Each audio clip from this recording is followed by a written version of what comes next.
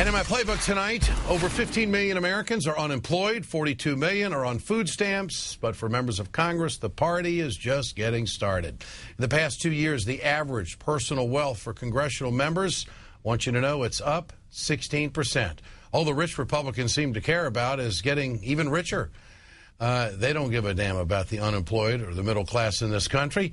They care about one thing, extending the Bush tax cuts. Congressman Grayson showed everyone what this greedy crowd is all about and how they want to use their extra cash. It's another Grayson classic.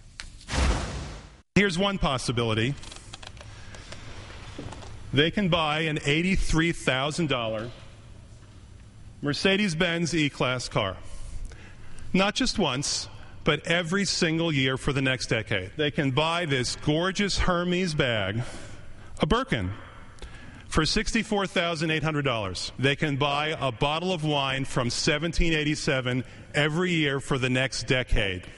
Thank you, Republican Party. They can buy 20,000 jars of their favorite mustard, Grey Poupon. Here's an idea. Let's take that $100 billion and give 3 million Americans a job.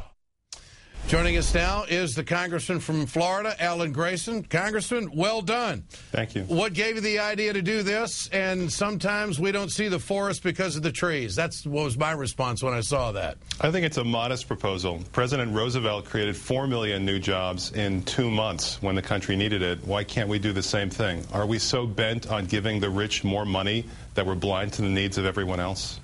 A significant number of members in Congress own major share. They're major players in the healthcare industry and financial services sector.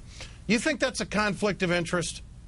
Well, it is potentially, but the bottom line is that the vastly wealthy corporations in this country and the top 1%, the people who have an average income of $1.4 million each year, those people stand to get an $83,347 tax cut under the Republicans' plan, and they own the Republican Party lock, stock, and barrel. You don't believe that we're possibly raising taxes on the job creators? That's the bullet point, wing nut on the right side bullet point that we hear all the time. We're raising taxes on the job creators. That's sheer nonsense. If they have the ability to hire somebody and make money off of that person's work, you can be sure they will. They would have done it already. The fundamental problem we have economically in this country is that the rich have almost all the money and they're not spending it. And that's why we end up with a government deficit as high as it is, because aggregate demand is too low in this country because almost everybody else in this country is broke. That's the problem. So what's going to happen with the tax cuts? What's going to happen with the budget, in your opinion? Well, we'll see what happens. But it shouldn't surprise anybody that the government has to take drastic means in a country where a quarter of the population now has a negative net worth, where a quarter of the population owes more than it owns on its house, and where we're desperate to just keep businesses running as it is. But what's going to happen with taxes is this. President Obama needs to tell the Republicans, it's my way or the highway. I have a veto pen. I was elected telling everybody in America exactly what was needed to be done. I won by 10 million votes, he should say, when I told America that I would not approve tax cuts for the rich any longer, that I would let them expire. The 2008 election happened.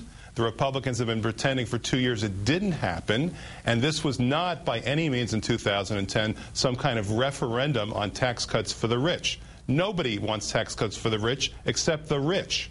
Do you think the president will do what you just said? Oh, I don't know. I don't know. But I do know that that's what he needs to do. Yeah. And frankly, if he does that, then Democrats and ordinary people will be proud of him. They'll be proud of the fact that he stood up to the special interests, stood up to the big corporations, stood up to the rich who want to make this country into an oligarchy.